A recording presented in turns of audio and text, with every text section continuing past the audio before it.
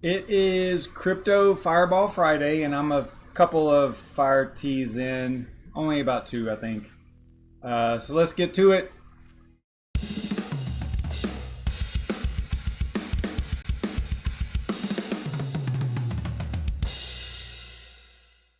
What is going on, savages? Hope you're all doing well. I don't really have a whole lot planned as far as content goes. I figured I would kind of just wing it. There's a couple of things I want to look at though. One of them is Loki. It's one of the projects that I follow on the channel a lot over the year, actually over a year basically, because I think they announced I want to say it was in March or April or something of last year. And I've been following them pretty close ever since. Mind them a little bit, not a lot, not constantly. But one of the main things that they're working on, their main item is their messenger, Loki Messenger. And I've done a few videos on it. But the cool thing, what I wanted to mention, was they've actually rebranded, or they're going to rebrand their messenger into what's called Session, which I think is kind of cool, and there's reasons that it's kind of cool. All right, and so let's talk about that just a little bit here. So yeah, Loki is what we're talking about. Like I said, if you look at their white paper and basically everything on their website, the majority of it has to do with creating privacy tools. One of which is a messenger. You can see right here. And then they also have LokiNet, which is basically their own secure encrypted internet, basically. There's exit nodes and it's a master node project, so they have service nodes is what they call them. And that basically makes up LokiNet. But the messenger and all the different features or all the different capabilities of the project actually use LokiNet for transport and for security and all that stuff. You got the messenger, the service nodes themselves, and you can see that they even put the messenger above, or to the left of, more important side of even service nodes. And service nodes is their main thing, right? It's basically what makes up their network. And then you got LokiNet, which is onion router, basically, so that you can anonymize yourself on the while you're online. Pretty cool. And then they got Snaps, which is service node applications, and allow you to host hidden private applications. They don't actually have, I don't know if they're going to have their own Snaps, other than what they already have here, but it basically allows you to host private web applications inside of LokiNet. It talks about, different things that you can build on the platform using Snaps, service node apps. So kind of cool. Definitely a project that's been around a little while. I don't think that they had any type of funding round or anything like that. I think it was pretty much fair launch. I'm sure there's a dev fee in there, probably per block or something. They just recently went to Random X Loki, I think is the name of the algorithm. Let's actually go check that. I don't know for sure.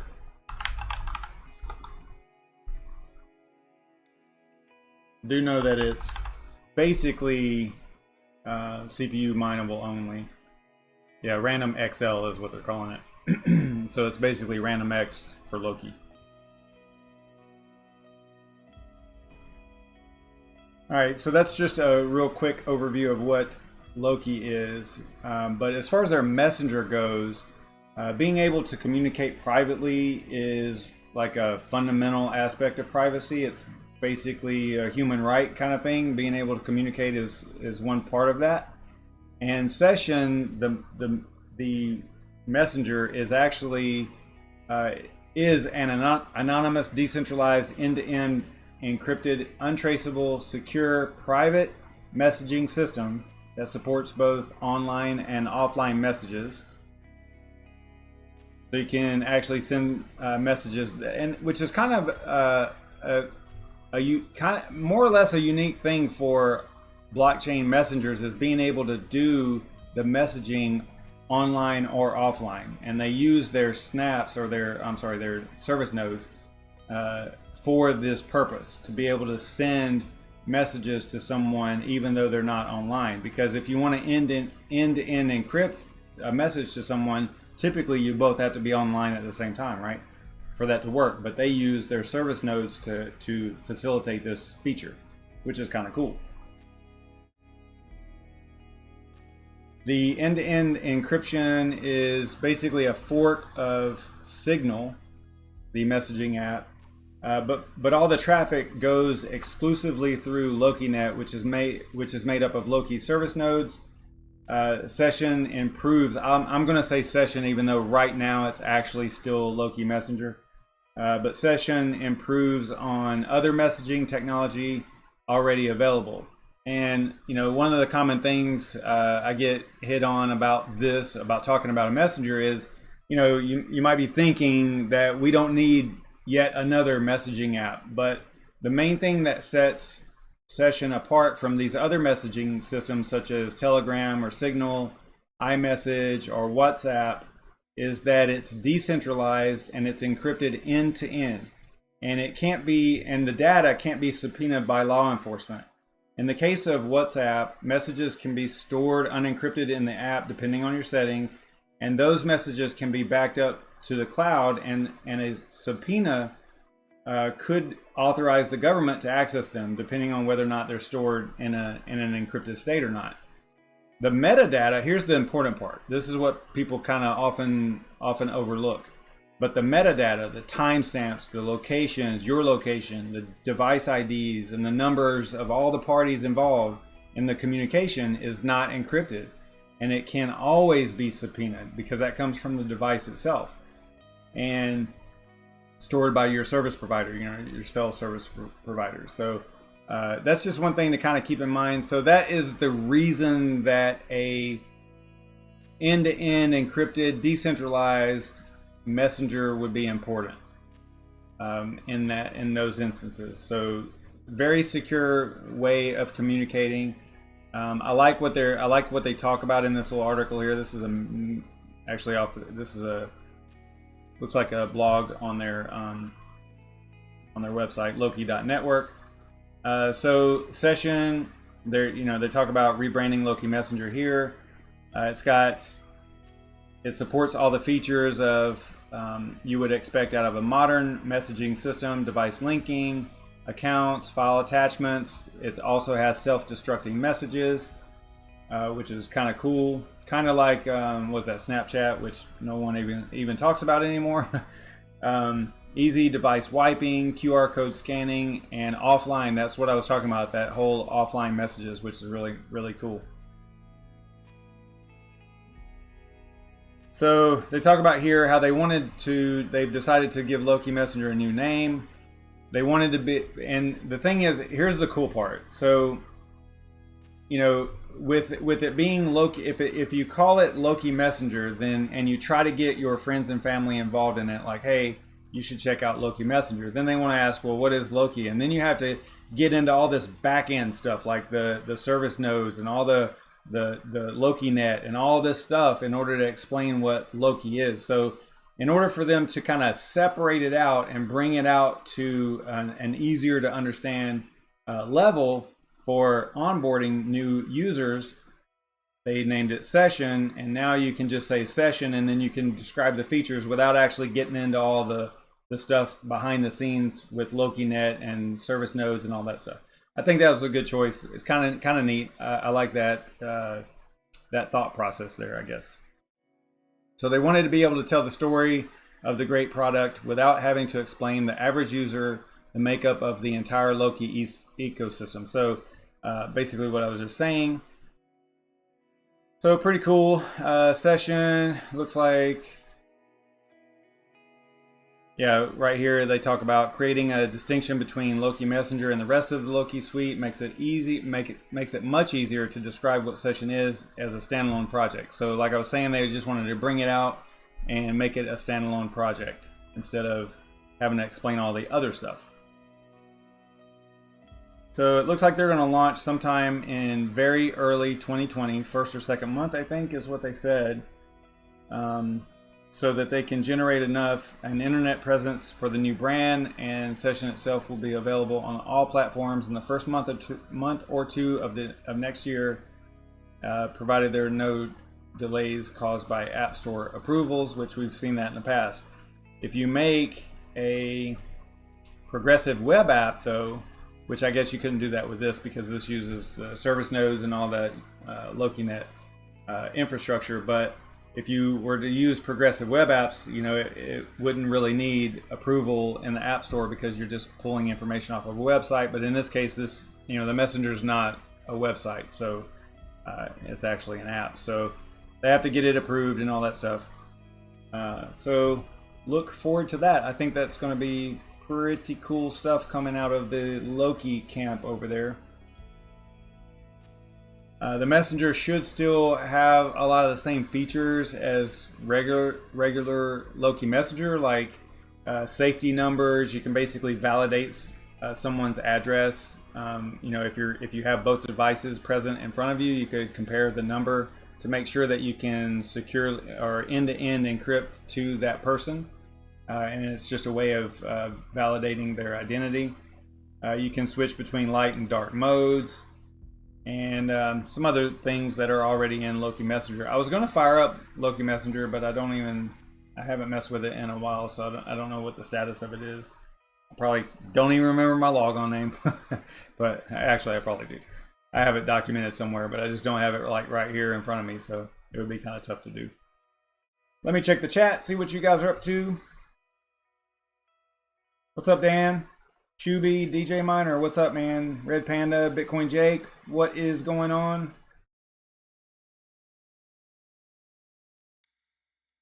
Metlaka, Florida on the 23rd. Okay, I have no idea where that's at. I'll have to check that out.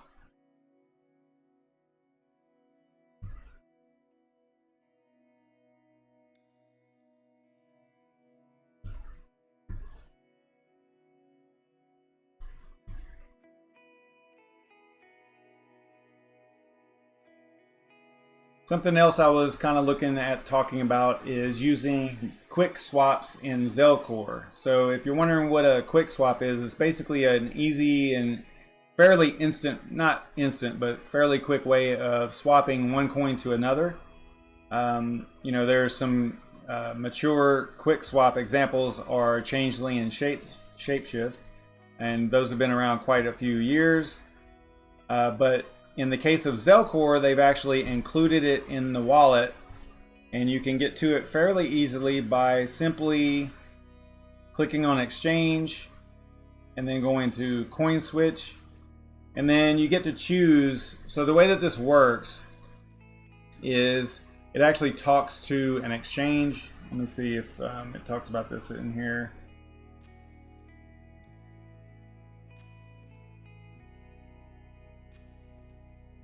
I think it says somewhere in here that it actually talks to an exchange and figures out, you know, best sell and buy prices and all that stuff for whatever you're doing. And then for that, it charges you a little fee, and that's how they make a little bit of money, right?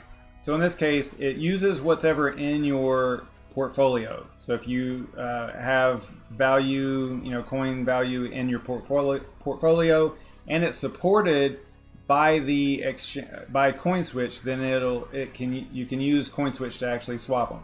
So in this case, something I noticed, this was really weird. So months ago, this is totally off topic, but I wanted to talk about it anyway. Months ago, it was September. I want to say it was September. Yeah, 26 September. I sent 1.21 XMR from my COINOMI wallet on my mobile phone, and it failed. It was a weird thing where ZELCORE at the time, I think their back-end ZELCORE, or I'm sorry, their back-end MONERO services weren't working. Why's my camera so like messed up here? So their back-end services weren't working, but on my COINOMI wallet, mobile wallet, it actually looked like it sent. So I didn't have it on my phone. It didn't show up in the COINOMI wallet or in ZELCORE. So I was like kind of freaking out, not freaking out because it's only 1.21, but it was still like, I don't really want to lose that. So what's going on, you know? And then just today, I fired up this wallet, and it was in there. And the date is 26 September, but it was not there. Just like a week ago, I checked it, and it was not there. So I guess that at some point, maybe it was broken in some way on the COINOMI mobile wallet, and it wasn't able to send it. I don't know what happened, but long story short, it still, well, actually, I can actually show you here. So if I go to COINOMI on my mobile, it actually still has it in there. So you can see if this will, focus here. No, it's not going to. Hang on a second. Let me get it to focus, so you can see what I'm talking about here.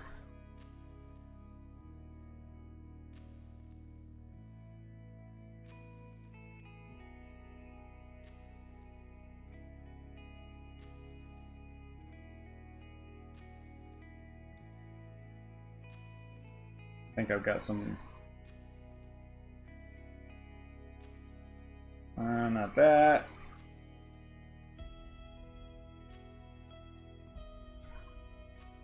There we go. Okay, so see right there, 1.2138 XMR 6345, right? Now look at my wallet over here. 1.21 63. It's a little, it's, you know, off by 3 cents, but it's actually in both places right now. Now I can't send it. Wow, what happened there? Oh, yeah. I can't send it from here. If I click on it and I go, you can see where it did send it right here. That was back on September 26th, which is the date over there. So but it's still showing the balance in here, right? So if I go over here to send, like I'm going to try to send it, that's what it says. Some unprocessed transactions in your wallet. And then if I click process, it will act like it goes, and it'll actually erase it from my COINOMI wallet. And then eventually it will, I gotta fix my cameras here. And then eventually it'll just go back to this state. So it's like the COINOMI wallet is broken for me, for Monero anyway, because if I click, the only option I have is to process transactions, and that's it. So it's basically broke at this point. But I thought that was kind of interesting that it shows here and over there. All right. So let's check this out a little bit further here. So if we go to exchange, CoinSwitch, so you get to choose what you want to sell, and it picks from whatever you have in your wallet. Only assets present in your portfolio are available for exchange. So let's say we wanted to trade Raven coin for some BTC maybe.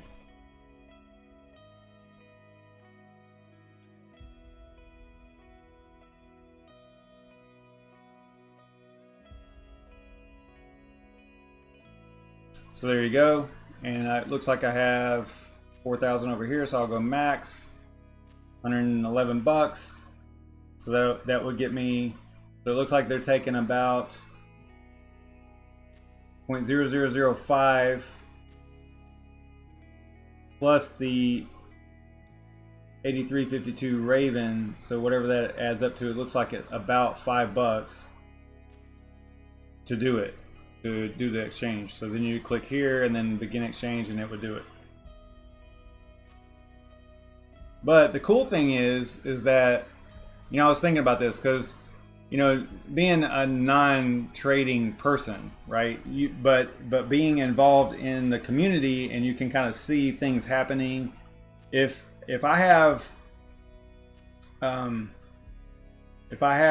crypto, like not a lot, but if I have coins in ZELCORE wallet, and I know that some of the projects that are supported in ZELCORE, I think it has, I want to say it's 170 or more coins in there, or projects, ERC20 tokens, whatever. So if I was keeping track of what was going on with those projects, and I thought, hey, maybe I should swap out some Bitcoin for, whatever the project is. Let's say I felt like Ravencoin was going to go up that day or whatever, right? So from just doing that simple little swap inside of the wallet, it's not really like a trade, even though it is a trade, but it's not getting into an exchange and actually doing the trading and setting up orders and all that stuff. It's just like, hey, if you're holding, right, this is like an option, I guess, for people that don't really want to get on an exchange and actually trade, right?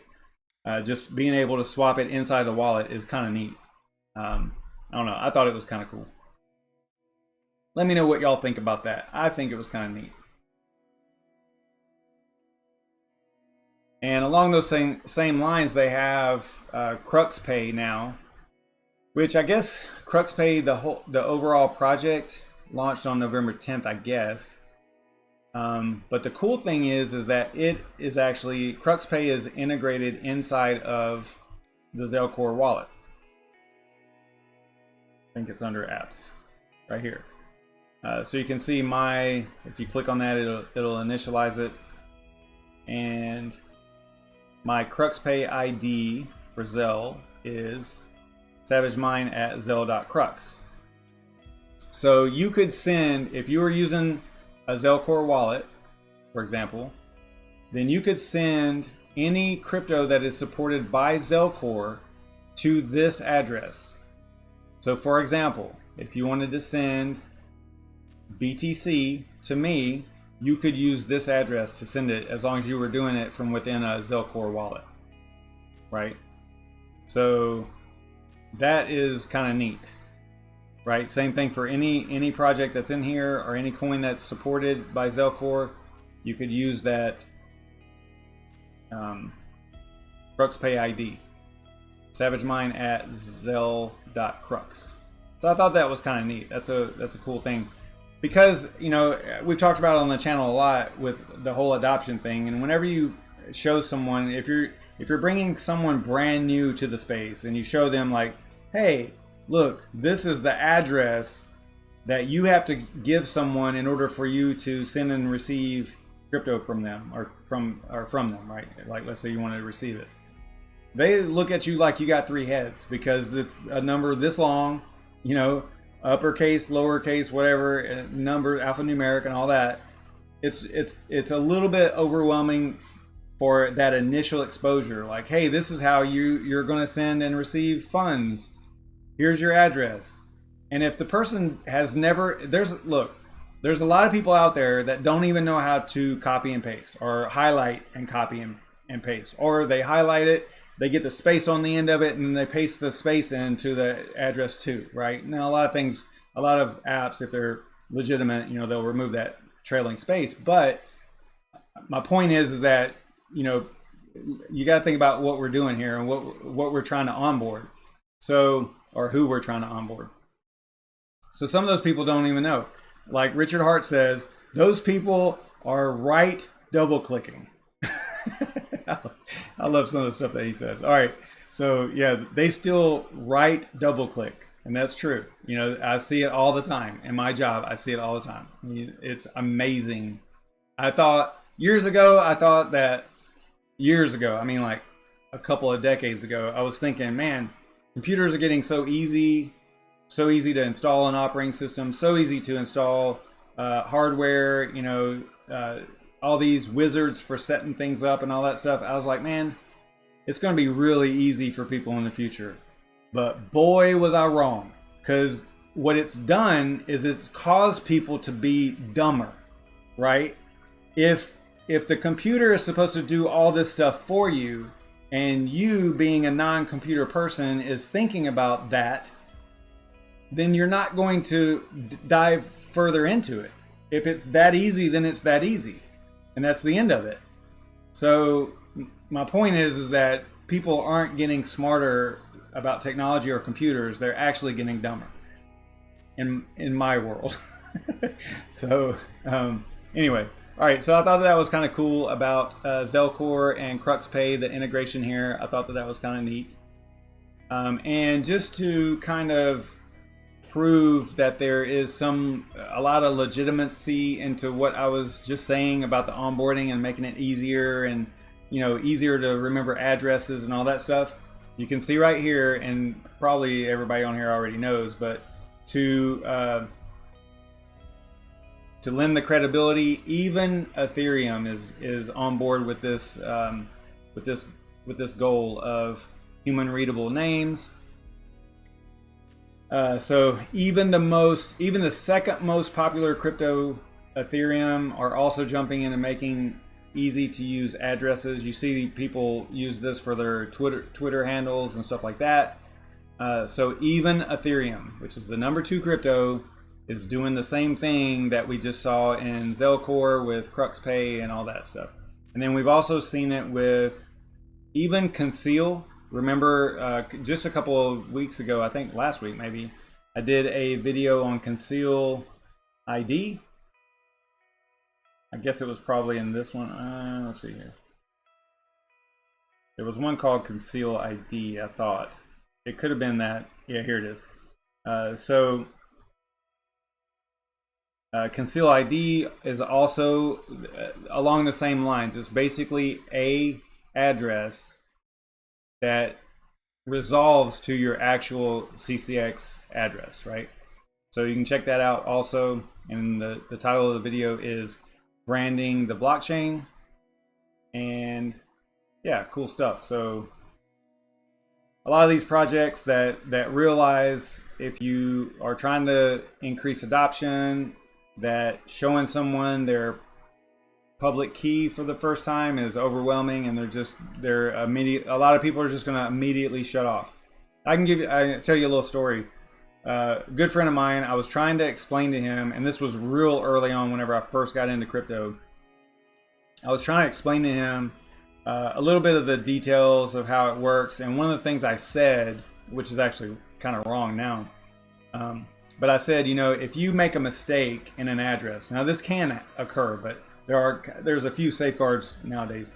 But if you type the wrong address, or you paste in the wrong address, or if you got malware or whatever in it, and it actually changes, because that's another malicious software that you can get installed on your machine, is that it actually hijacks your clipboard, and whenever you paste it, it knows that you're using like a Bitcoin address or a crypto address, and it will change it to a different address, and you won't know if you're not paying attention. You'll just paste it in and click send or whatever, and now you've sent to that address. Anyway, so I was trying to explain all this to him, and I said if you send it to the wrong address, if that person that receives it, if it isn't a valid address, if the person receives it, you got to rely on them to be honest to return it, right? Because there's no one. You can't call the Bitcoin bank, right? There's no one to call.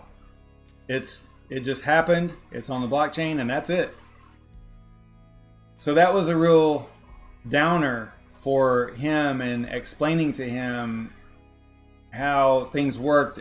It was not the right approach. Again, that was early on, and I'm still not really great at explaining things, but I really messed that up because I basically scared him off with that initial thing.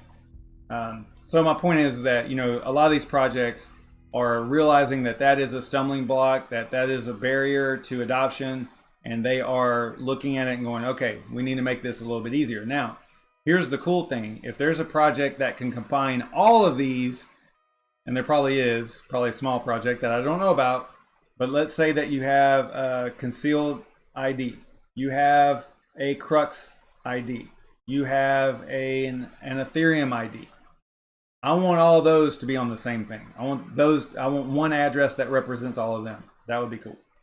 I don't know if that's possible because they're different blockchains and different technologies and stuff, but yeah, that would be really neat to have one address, like an email address, that is actually for all of your crypto projects. So if there's not developers working on that right now, you heard it here. That's something to work on. Let me check the chat.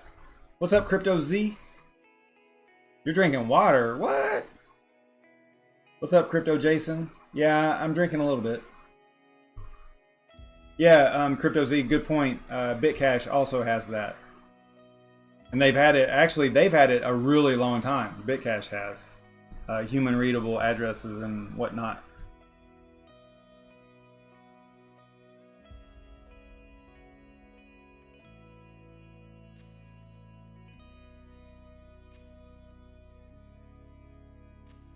What's up, Dakota? I'm actually firing up my BitCash wallet so I can see that. But that is definitely something that BitCash was working on as well. So, you know,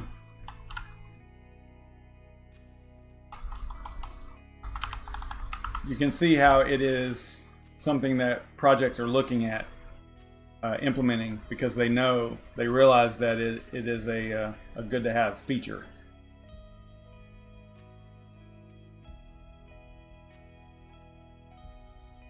Yeah, they started with being able to send it to Twitter handles. That was one of the first things that they did. Here's accounts with nicknames.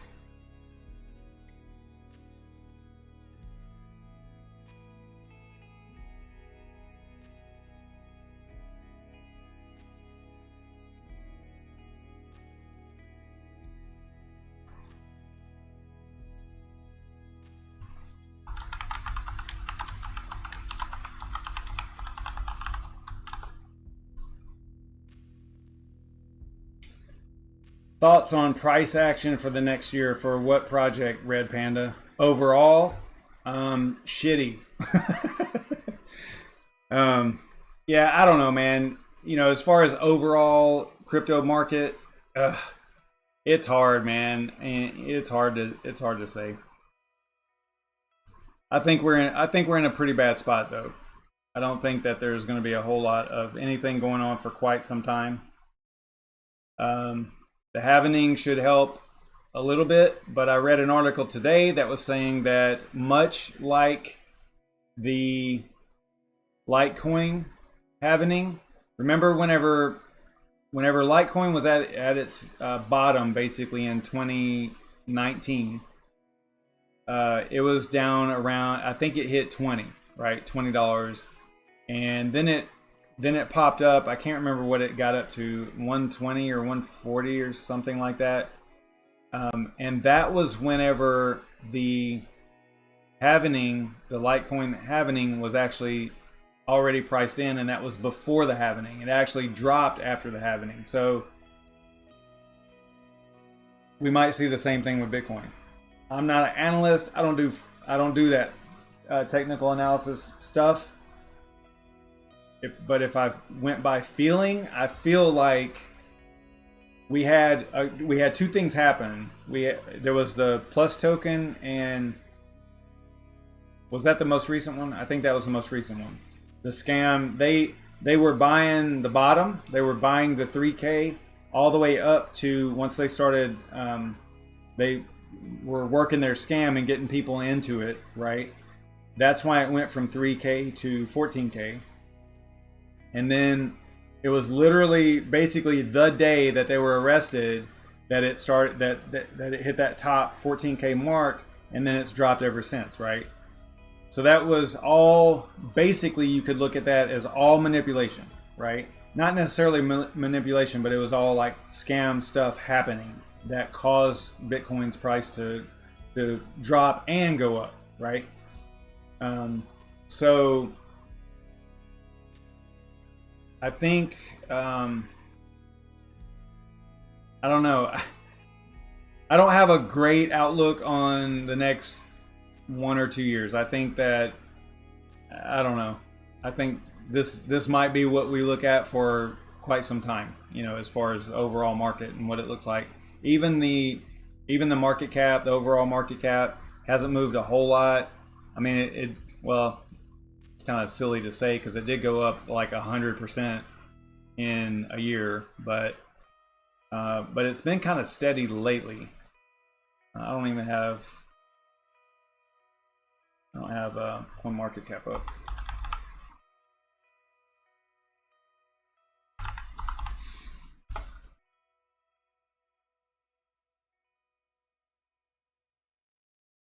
Yeah, so see, it did pop above 200 billion recently, and then now it's back to below 200 billion, and the volume hasn't been doing anything too great, and the dominance has not dropped down. In order for anything to really start taking off as far as alts go, this the Bitcoin dominance has to start dropping. And if it's anywhere between 65 and 70%, I don't see anything much happening. You're gonna have your one-offs and your anomalies and all that stuff. You'll have the projects like Tezos and all that stuff. I don't know what Tezos is doing today, but you'll have stuff like that happen. But as far as overall, I don't know, man. I don't know.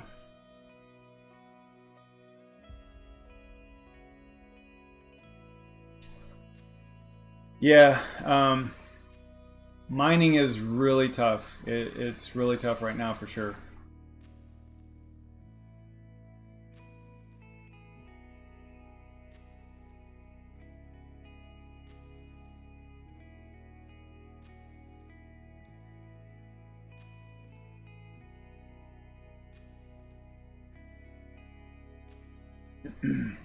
Yeah, Dan the Dane, maybe all coins will have a 0 added in 5 to 6 years. That's a pretty long time frame. I mean, that's almost double the length of crypto as a whole, as far as Bitcoin being announced and released and all that stuff. So yeah, I could see that. I mean, that's kind of a long time to wait, though. But I mean, I'm willing, because that's why I'm still here. I don't really care. Like I said, I didn't even have CoinMarketCap up. I hardly even pay attention to it. Why do I have hash rate and arrow up here? I thought I turned those off. Yeah, I hardly even pay attention to it, to be honest. There for a while, whenever I first got into it, I was definitely looking at it all the time, right? Like nonstop, just constantly looking at my Blockfolio on my phone and just constantly looking at it. And now I've just kind of resolved to, doesn't really matter, because I'm in it for the long term, right? And with the cool thing about mining, like we've talked about this a lot. I talk about it at least once a month, because I do that the monthly review for the rigs that I have that are co-owned. I don't own them outright. There's other people that own parts of them. Like there's a couple of people that bought a GPU or 2 GPUs, and then I bought the other accessories, the motherboard, processor, and memory, and all that stuff, and all the other cables and whatnot, and the frame and whatever. But then they bought GPUs. So each month I do a review for what we have mined versus what we paid out in electric. And I mean, listen, the last 3 months, it's been brutal. I've basically paid out of pocket for, because we're actually mining CCX still. And this might change if things don't turn around for the project as far as value goes by the end of the year. We might decide to maybe change to something else. Because at this point, if we look at this setup right here, so because CCX is on what to mine, we can actually look at it. So here's one of the rigs. It's basically an 8X 580 rig. I pay 11 cents power, which kills me, right? But if I go calculate here, you can see that CCX is way down here. So like right now, CCX is costing me $1.25 a day.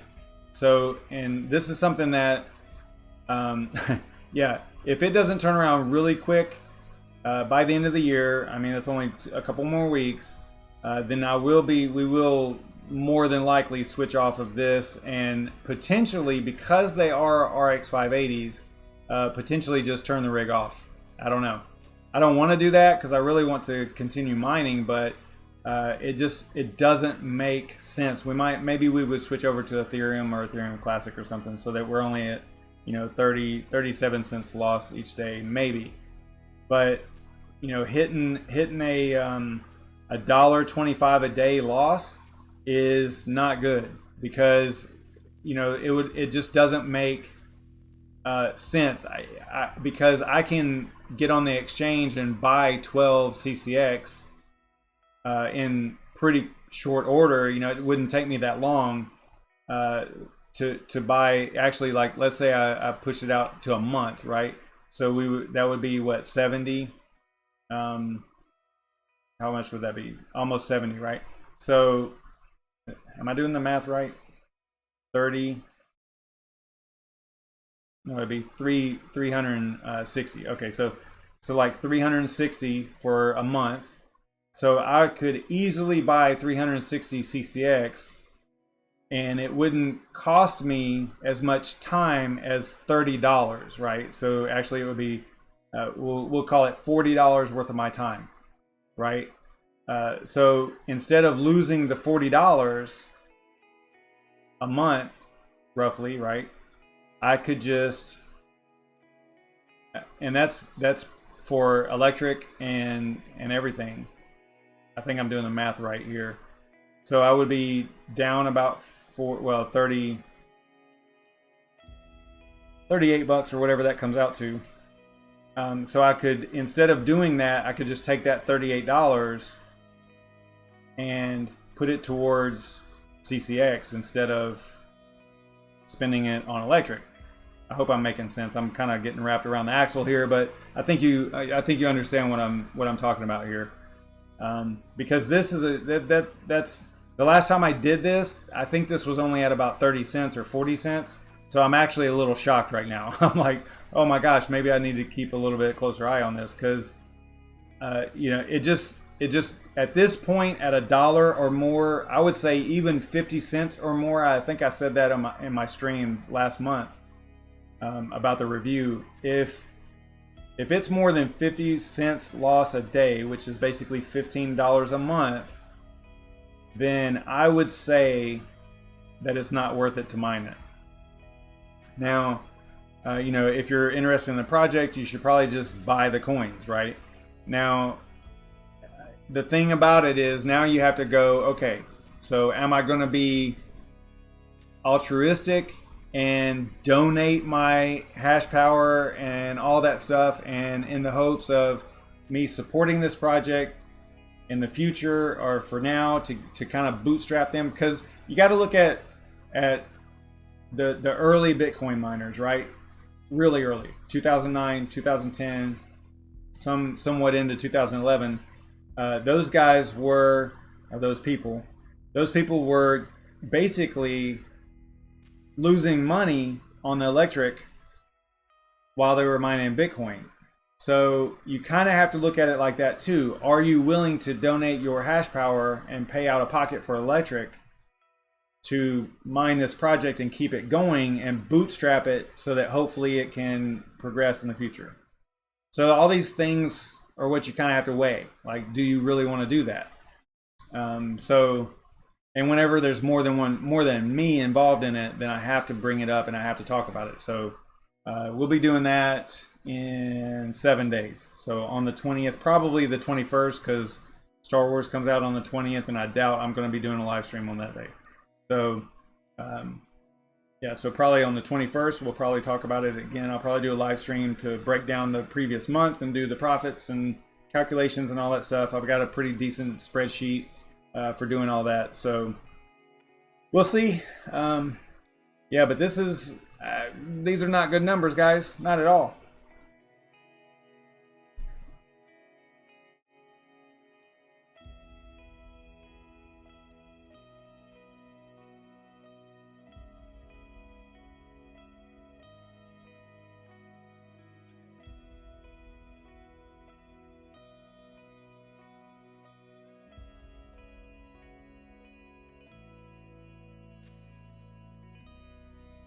Yeah, and that is definitely the problem, Red Panda, is, the electric company is the only profiting entity, you know. Now, if you could, again, you gotta really put some brain power into this and kind of think about it, right? And kind of resolve some things for yourself with whether or not you're comfortable with doing what I'm talking about doing. So if you look at, we'll just take conceal because I love the project. So we're looking at conceal here. We see that this rig is going to earn about 12. We'll just call it 11 average. We'll say 11 and a half maybe, but we'll call it 11. So it's going to earn 11 per day right now. Okay. So in your mind, in my mind, I need to be thinking about, okay, what do I think that CCX is going to be worth in the future, right? Is it going to go to $1? Is it going to go to $2? And how quickly also, because if it's going to take a long time, then it would still make more sense to buy the coins because you could buy more of them, right? If you really believe in the project and you really believe that it's going to go up in value, then it would still kind of make sense to just buy them. Depending on the cost here, your losses per day and all that stuff. I'm not going to resort to that just yet with Conceal. I like the project. I want to support them. But I've said this quite a few times on the stream. At this point, it's a damn favor, right? To keep, throwing hash power at it because it's not profitable. But, that's kind of the super cool thing about proof of work mining is, like, you see how I'm talking about this particular project, right? I love it, but I'm also saying I got to be realistic and look at this and say, all right, I think I'm just going to start buying it instead of mining it. Because mining is a great way to dollar cost average, right? I mean, it's like a slow drip, perfect dollar cost average over time. If you mine a project nonstop from the time you start till the time you cash out or whatever you're going to do with it, if you mine it nonstop, then you have perfectly dollar cost averaged into the project, right? It works out great like that. But if I forgot where I was going with that. Yeah, I forgot. Train of thought derailed. Let me see if I can remember. That's my ADHD kicking in because I was looking at a bunch of things on my screen over here and my mind just started. I don't really have ADHD, I don't think, but I probably have that. What would they call it? Adult, yeah, AADHD, adult attention deficit, or whatever it is.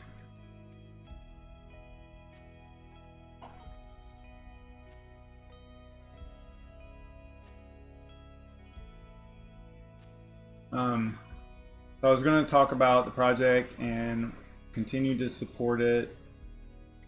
Oh, about the difficulty. So you hear how I'm talking about Conceal. So I might check out, right? So I might turn my rigs off of it or start mining something else. So the super cool thing, Satoshi, the whole proof of work thing. This is a great aspect of proof of work mining. Is once there's that capitulation and miners start pulling off of a project, then the difficulty goes down, so you earn more rewards, right? So then there'll be a time there where you're earning a lot compared to what you're earning now, which right now this is kind of odd because I believe, that's only 400, roughly 400 a month, 360 a month. Before it pumped, remember that pump that it went from like 6 cents to 85 cents in that month, in that 3 week time frame, and it was during this. I think it was during the same time as Bitcoin went from 6 or whatever to 14K. I think it was the same time. Anyway, might have been after. Might have been slightly after. I think that I was earning something like 50 a day per rig at that time. So you can see how that worked out whenever it went from 6 to 85. But now I think that people are like me. They're like, man, this is a good project. You know, I saw it go from, you know, it basically did a 10x real quick, and then it slowly dropped back down.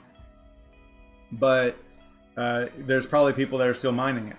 You know, at some point they might be like me and look at it and like, oh, wait a minute, I'm losing like a lot. So I might as well pull off of it, you know. And then once that happens, then the difficulty goes down.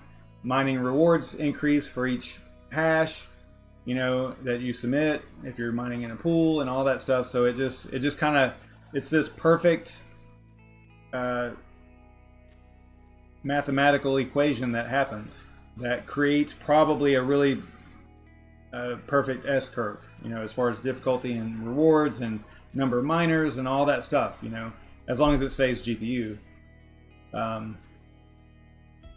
doesn't go ASIC.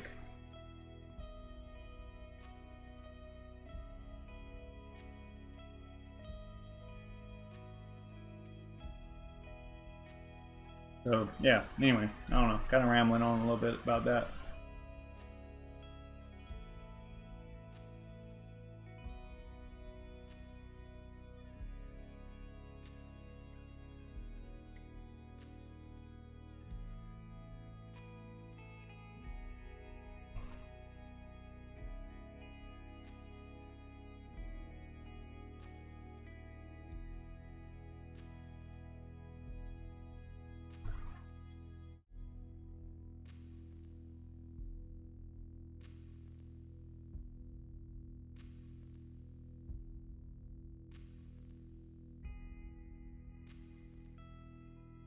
Yeah, Dan, I'm kind of glad you kind of brought that up there.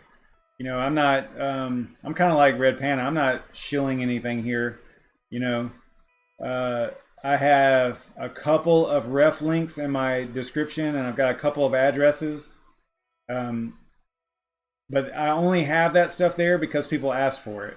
You know, they're like, hey, man, what's your Bitcoin address or something? I have a ref link for Brave Browser, Hashrate OS, and that's it, which I don't get anything for either one of those. I just have them in there just, and I think I have a Hive OS, or I had a Hive OS ref link as well, which I get 0 for, literally 0. Well, actually I get, okay, let me, full transparency, full honesty here. If someone registers through my link for Hive OS, I do get an email saying that they did it.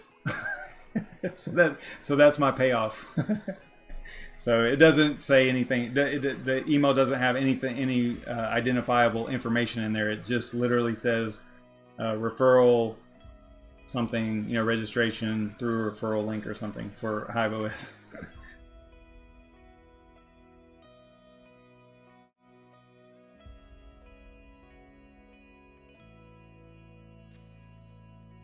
Yeah, you know, like, yeah, I would do that. Like, you ask for a Raven address or something so that I could do a shot. Okay, great. You know, I think, I want to say that since I started YouTube, I have, no lie, I'm not going to lie here. Let me think here. Since I started doing videos,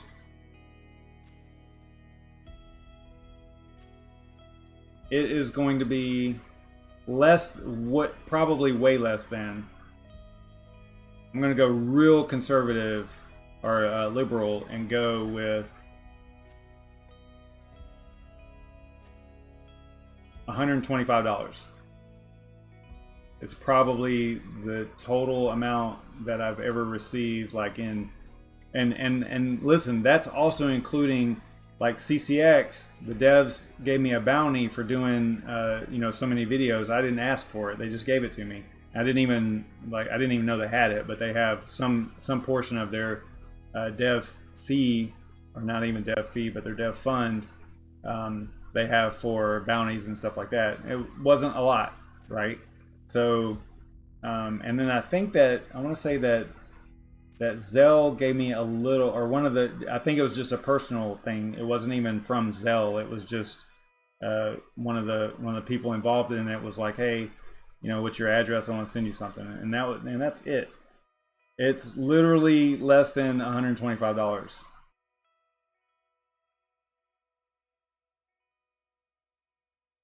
So I'm not doing this to make money.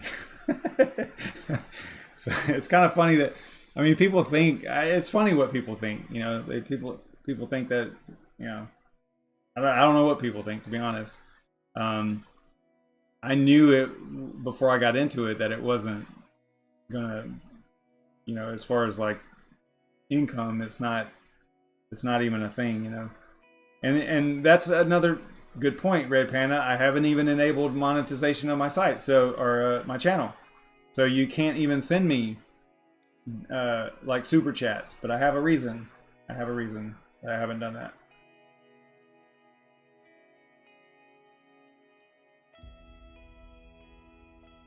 And the reason is actually because of you guys.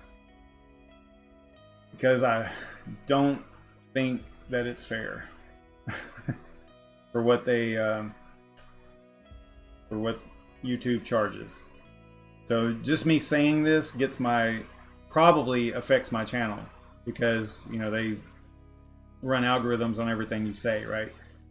So because they take, like, if I enable super chats and you sent me $10, they take 3 of that.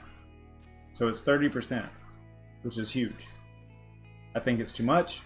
So because of that, I'm protesting by not enabling monetization. That's the way I do it. I don't know. But see, the reason I do the videos and stuff, not only is it just to learn myself and to force myself to learn, because you know, in order to do, that's true, Red Panda. That is true. We'll talk about it. I know I could have enabled them. I think it's at 1,000 subscribers, but I had read some stuff about you don't want to do it too early and stuff too. So we'll see. Maybe you can talk me into it, but I don't know. What was I going to say? Oh, about why do videos and stuff. One is it forces me to learn, right? So I have to dive into projects. I have to, you know, I mean, if you look at what has happened on the channel, it's kind of neat if you think about it.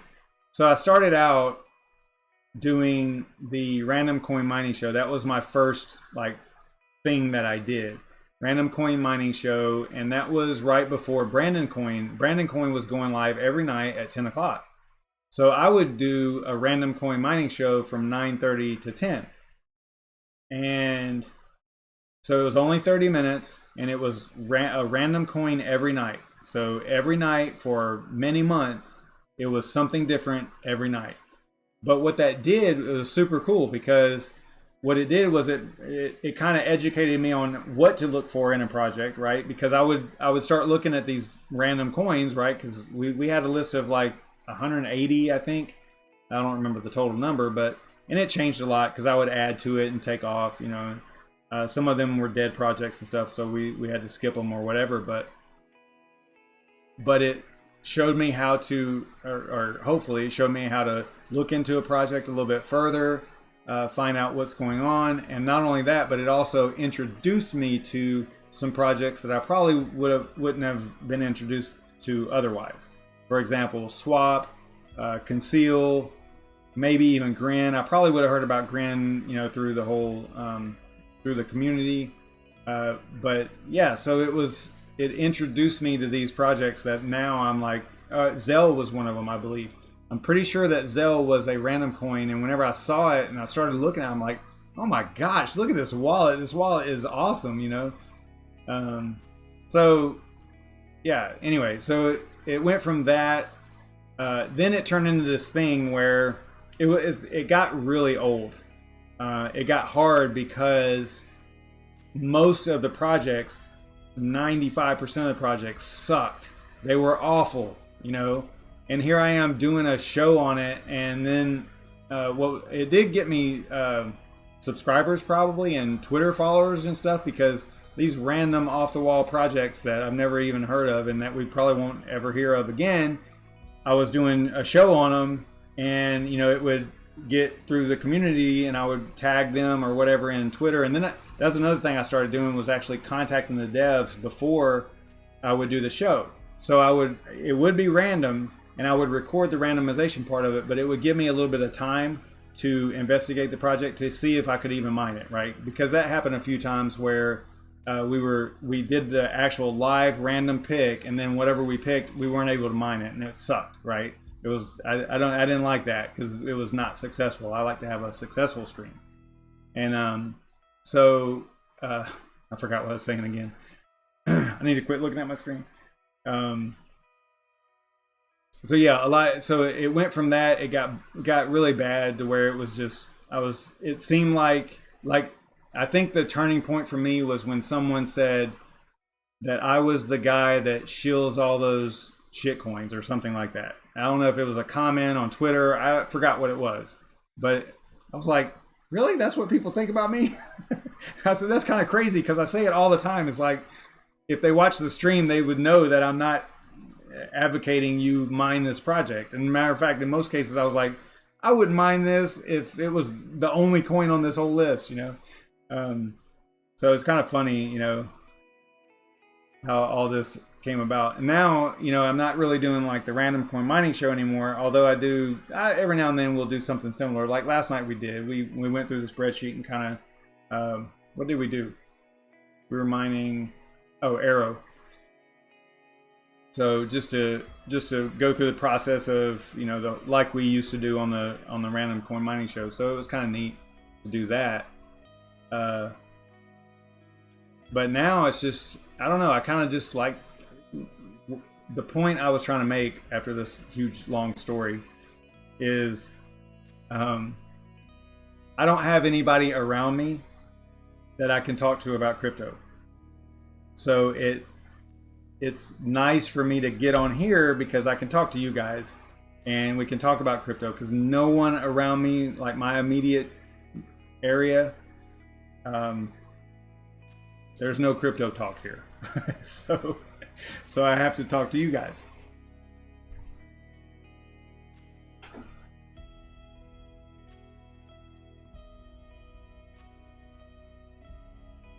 No one's calling you out, Red Panda. Again, it could have just been, it could have been a private conversation. I don't remember what it was, but whenever it happened, I was like, man, I don't want to be that guy. I don't want to be this guy that people just think, oh yeah, you know, he shills all these random shit coins and stuff. So that's why that's what led me to make my top 10 list, right? Like, these are the projects that I'm kind of interested in. These are the ones I'm going to do content on, you know? So yeah, I actually had I don't know if y'all saw it. Let me see if I can find it. This was kind of funny. I don't want to put this guy on blast or anything, but this was kind of funny.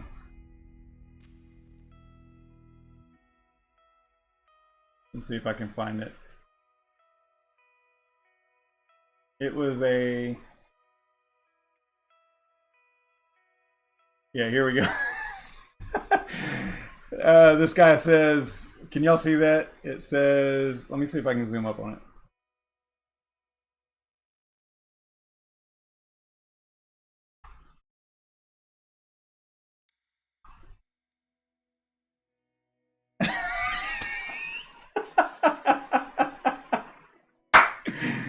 Oh my gosh, look what, this is what I said.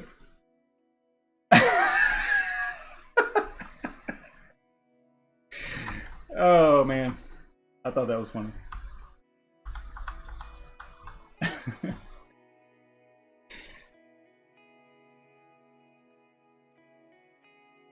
That was almost my first like bad comment on a video.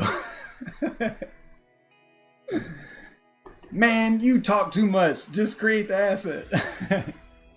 And I think actually, Red Panda, I think it was on our video, the one where I sent you the Red Panda mining Ravencoin asset. I think it was on that video. Maybe he's one of your guys. I don't know. That was really funny though. Freaking trolls.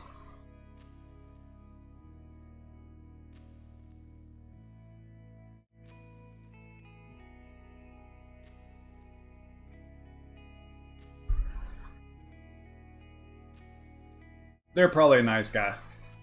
Probably just having a bad day or something. No idea.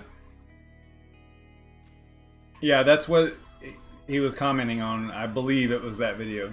The really old one. Pretty old. 6 months or so or whatever it was.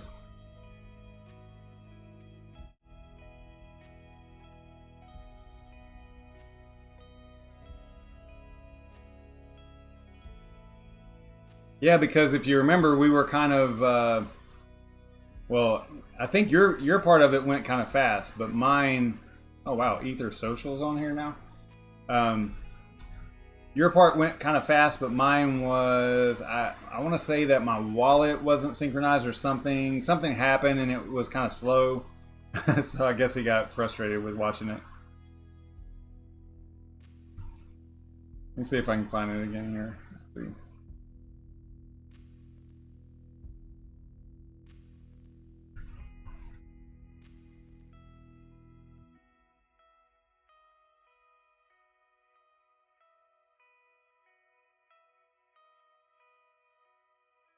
I think I passed it.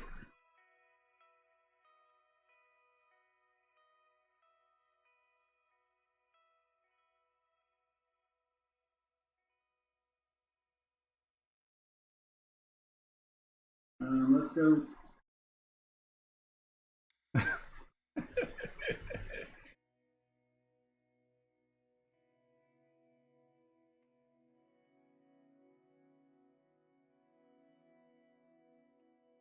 I'm sick of you talking about price, too much about price. I'm like, what?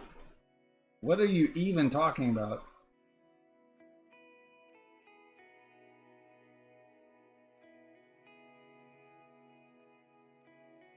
Yeah, so I'm pretty sure this was where I sent you the...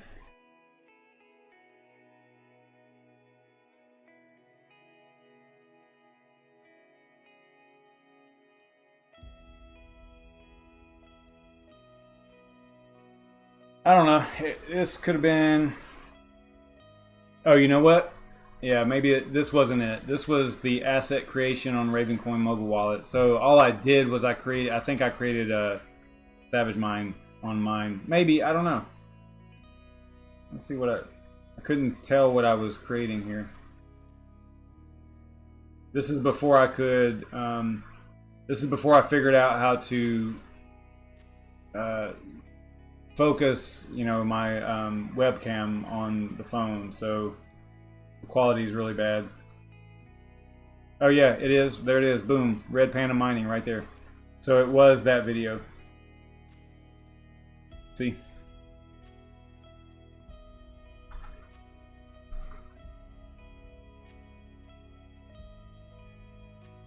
So it was whenever I was creating that asset for you and then sending it to you.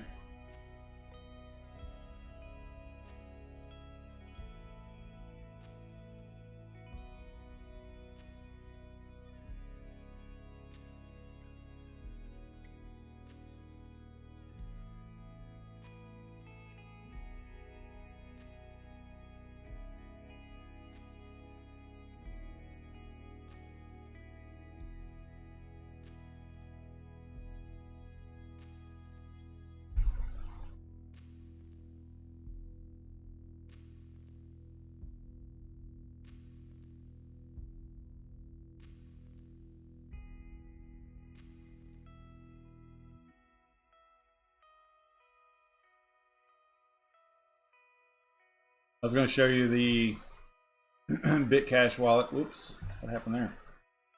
The nickname. I went through this before, but you can see right here, you know, it has a nickname capability as well. So this is what's tied to my address, receiving address.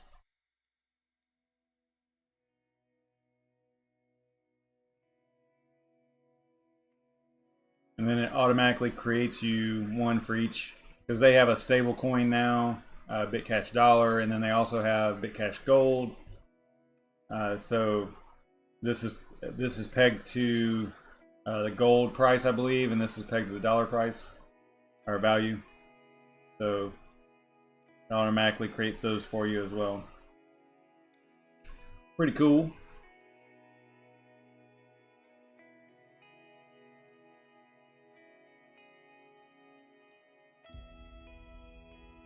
Is it really Canadian? I didn't know that.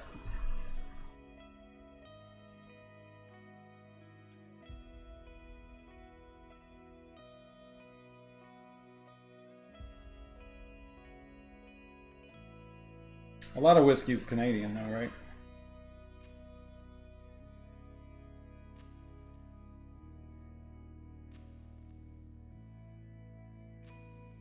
It tastes like heaven, burns like hell. What happens next is up to you. That's what it says on the back. Yeah, cause see, I have the bottle right here with me. Yeah, so I was looking at the back. So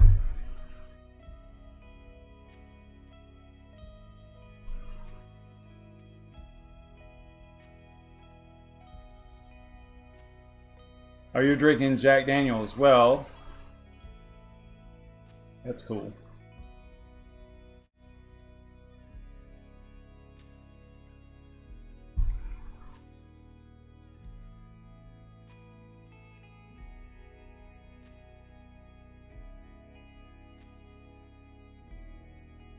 So I don't really have anything else, man. That's it.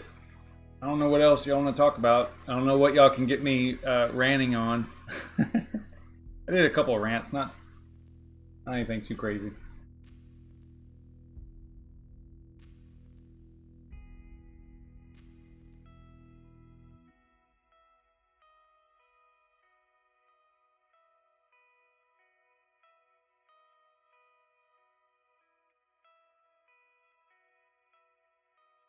We could talk about what I'm mining.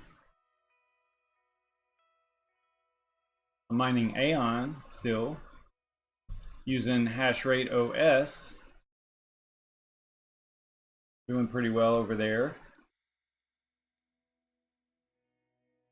I actually do have my personal RX 580s off right now. The co-owned ones are, you know, they're still on, of course. I kind of have to leave them on without talking to the other owners. So we'll have to figure this out at the end of the month. But my personal RX 580s are actually off at this point. And it kind of makes sense because if you go over here and you look at, like, this is the rig, it was 10 RX 580s at 11 cents per kilowatt hour. Even on the most profitable thing, I am losing 47 cents a day on Ethereum Classic. So yep, they're off.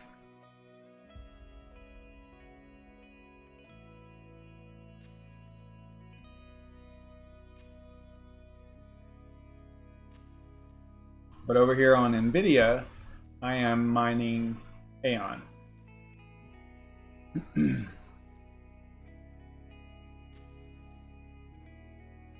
And if you want to look at my overclock settings, I'll do that.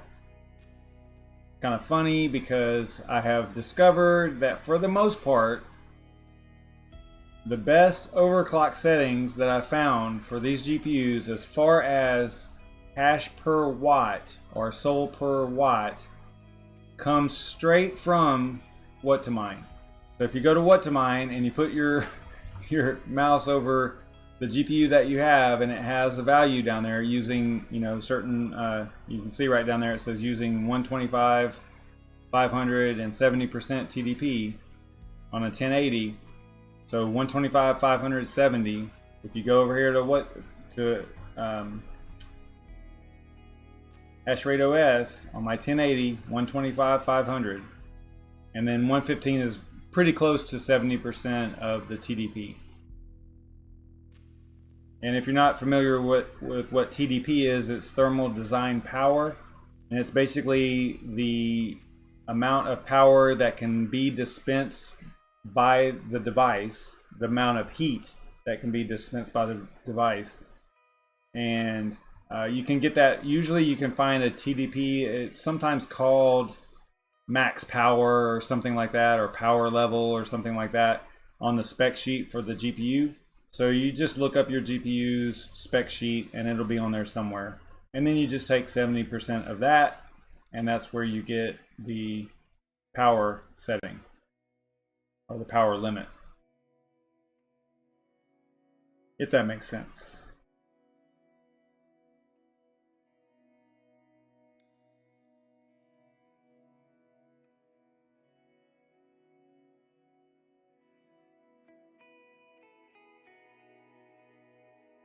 So on hash rate OS, these are the, it goes core, memory, power, fan, minimum. So if it's 0, I think it's auto, right? And then the target temperature.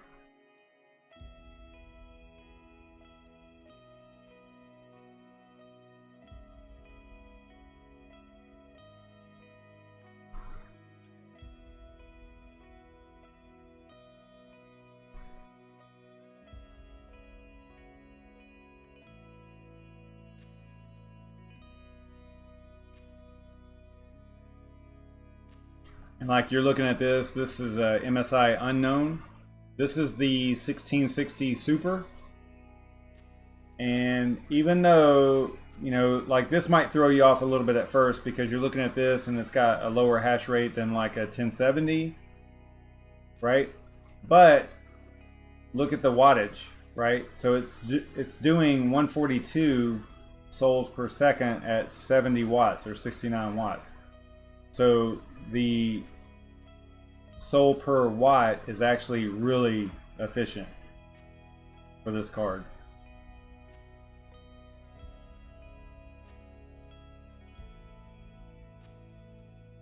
Plus it's got really low fan speed, low temperature,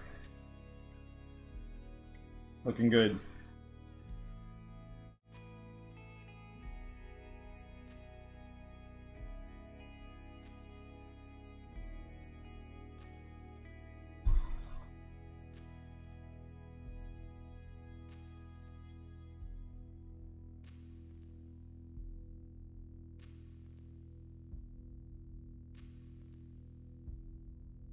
So do you guys like the, y'all use the timestamps on these videos whenever I put the timestamps on there?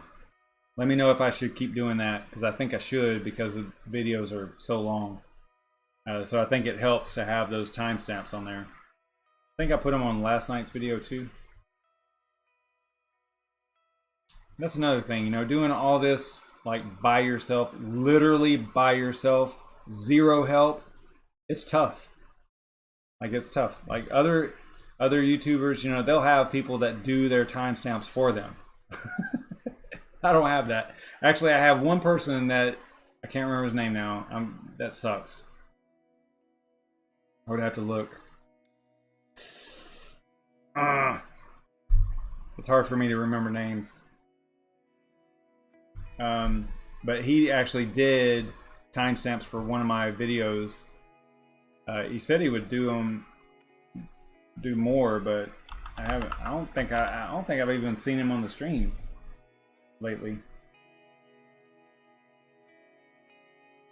I was trying to find his name.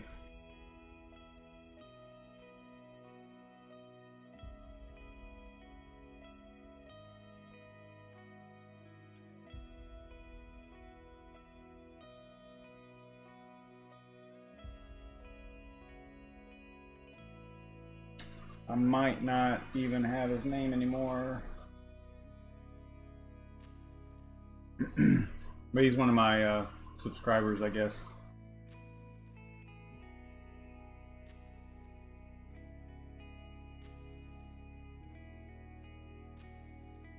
Dan, I use hash rate for most everything right now. I did have to use Hive for something else recently that I was just kind of playing around with. The thing about hash rate is they're working on so much stuff that I don't even know what all they're going to do, but they're going to be integrated into the ZELCORE wallet. So I think that, I'm not saying that they're abandoning this interface. I mean, you'll still have this. I would assume you'll still have this, but they're working on a lot of updates and stuff. So this was like a first release kind of thing. I mean, it's been out for a little while, and they were testing it internally for quite some time.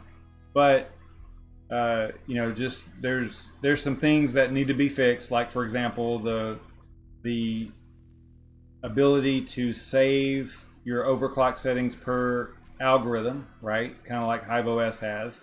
That's almost a deal breaker feature that you have to have, right? Now, it's not that important if you are only mining one thing. If you're doing the smart thing and mining, you know, one project for a lengthy period of time, then that's great. But like for me, for this show, I might be mining something different every week or every 2 or 3 days, or at least setting it up to mine something else. Like I did last night, we mined Arrow. So I was worried about the overclock settings, but come to find out it actually worked out okay. But it doesn't save them per algorithm, so you have to actually go in there and change them if you change the coin that you're mining, right? And you don't ever want to, if you're kind of a competitor to another product, like another mining operating system, you really don't want to pull features out that are useful, right? So I think, I don't know for sure, but I think that they are getting, you know, they're doing work behind the scenes, right, to get this up to date and actually, you know, interface changes and all the things that need to happen. So I think that's what's going on with this.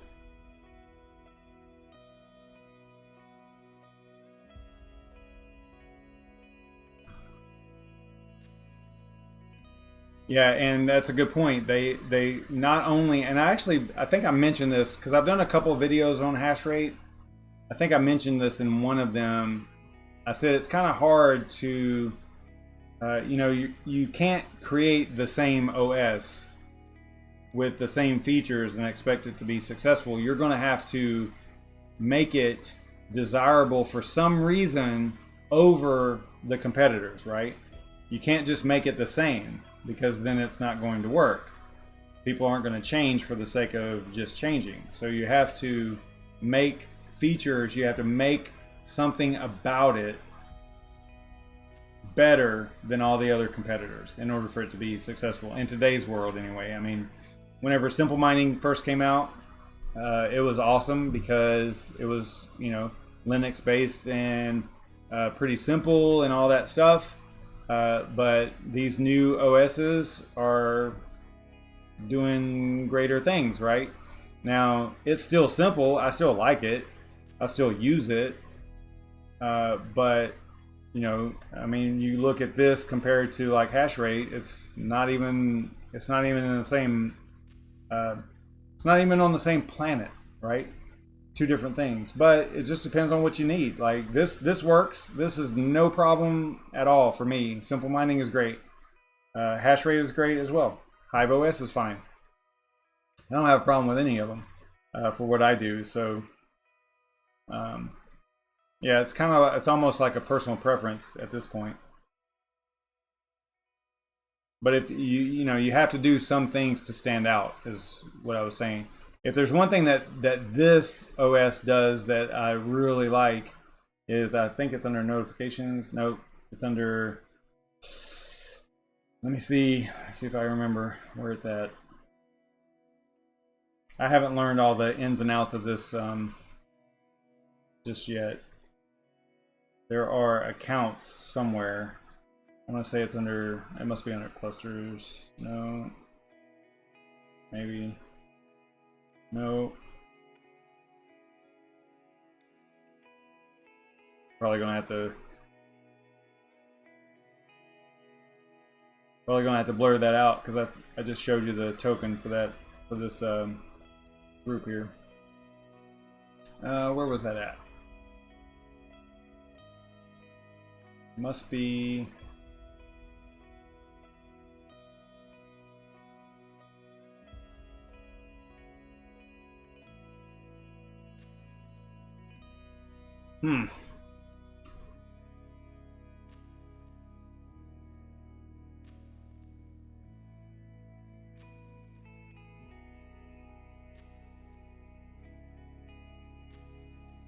I don't remember where it's at, but it's basically like a notification area.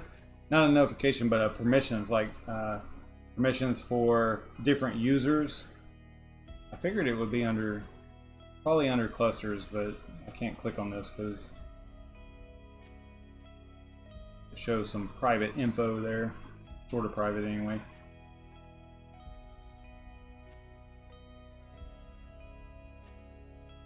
Account. It could be under account. I'm not going to go to that either.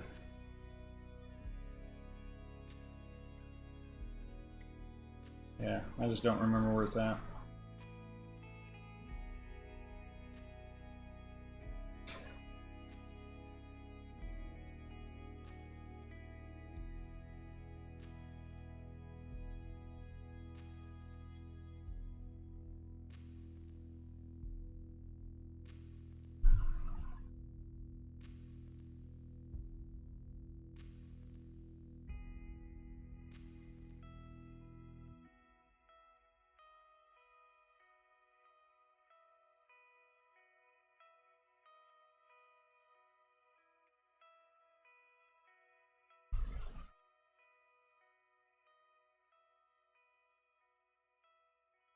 You say that you're going to have to use your own stuff.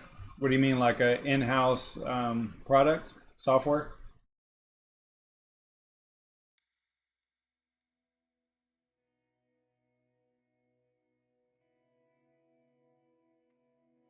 Yeah, I'm going on, what is this, an hour and a half? So I'm gonna get out of here in a couple minutes.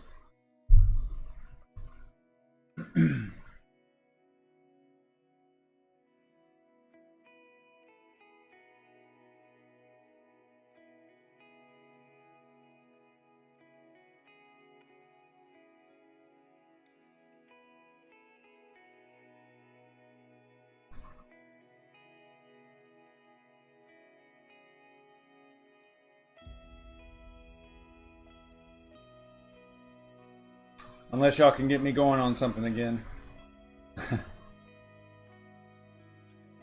Oh wow, Sia coins up nice today.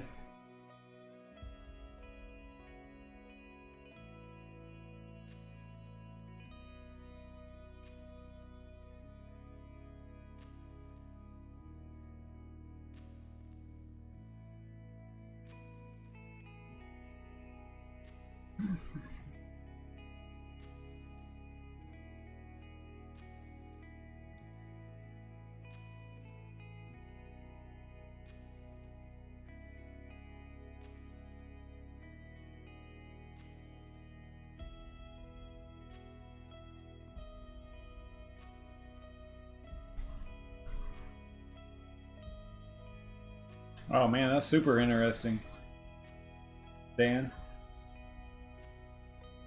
That's awesome.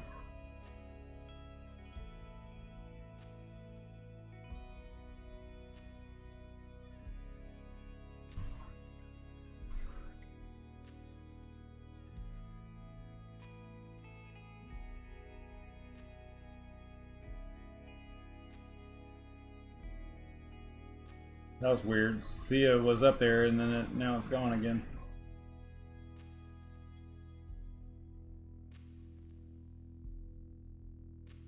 Anybody know what a Mendal is?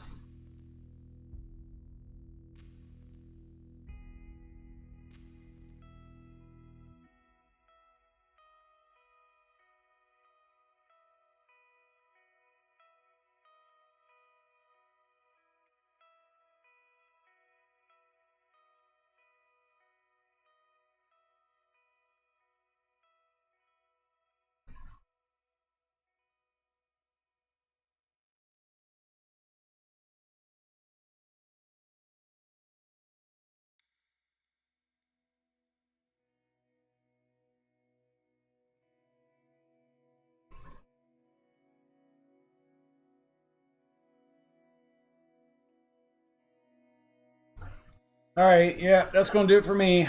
It's 11 p.m. where I'm at, so I am going to get out of here. Thanks everybody for tuning in and hanging out and talking some crypto and letting me go off for a little bit.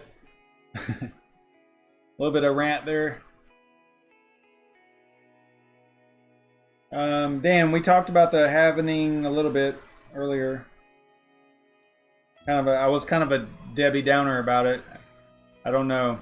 I don't know. It's kind of like one of those things where you're just constantly beat down, so at some point you're kind of in submission a little bit. Look, I want all of it to go up. I want it to all go to the moon, but you know that you got to be realistic too. So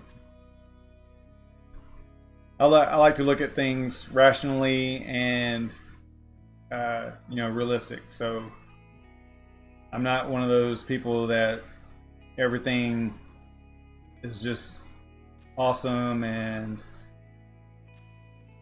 you know, blockchain and crypto is the greatest thing ever. I'm critical of it. You know, I have to look at it with a critical eye. I don't just say it's the greatest thing ever and that's the end of it. I actually look into things and see what's great about them, right? And I try to be like completely honest and transparent and all that stuff. So anyway, I will see you guys next time. I don't know when I'll be live again. Possibly tomorrow, actually. We'll see what happens. And then, but at a minimum, it'll be Monday. Normal time and all that stuff. So what's up, Shuby? Have a drink on me, man. I will see y'all later. Stay savage, everybody. That's the wrong one. There it is.